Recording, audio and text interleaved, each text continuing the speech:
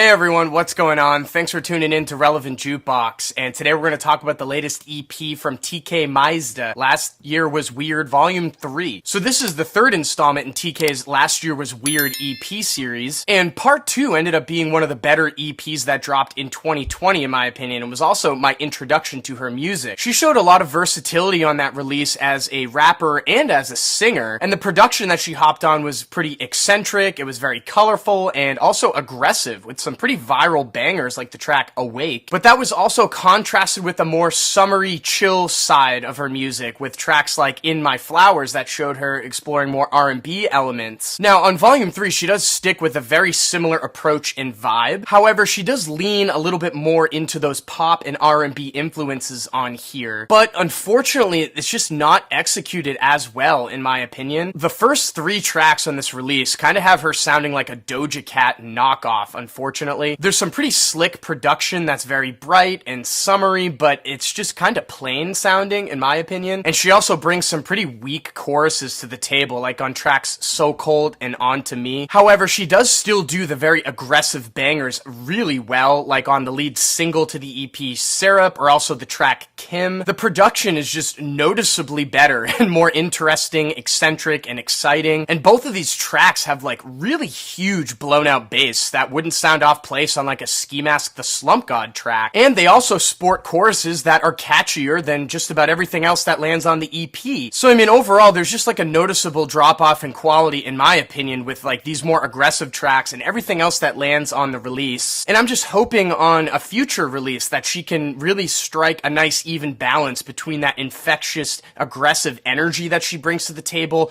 and those like viral hooks that she can sing at times. Also, I hope she keeps it a little bit weird and eccentric as well, because the production on here does flirt at times with like a mainstream kind of glossy aesthetic that just is not appealing, in my opinion. And with that being said, I'm feeling a 5.5 over here on Last Year Was Weird Volume 3. So for all you collectors out there, this did get a vinyl release through Rough Trade Records on Standard Black. I have links down below in my description if you're interested in buying a copy. And if you have listened to this new TK EP already, let me know what you thought about it in the comment section down below. And as always, thank you so much for watching. Make sure to like and share, and if you want more content from me, hit that subscribe button. Peace.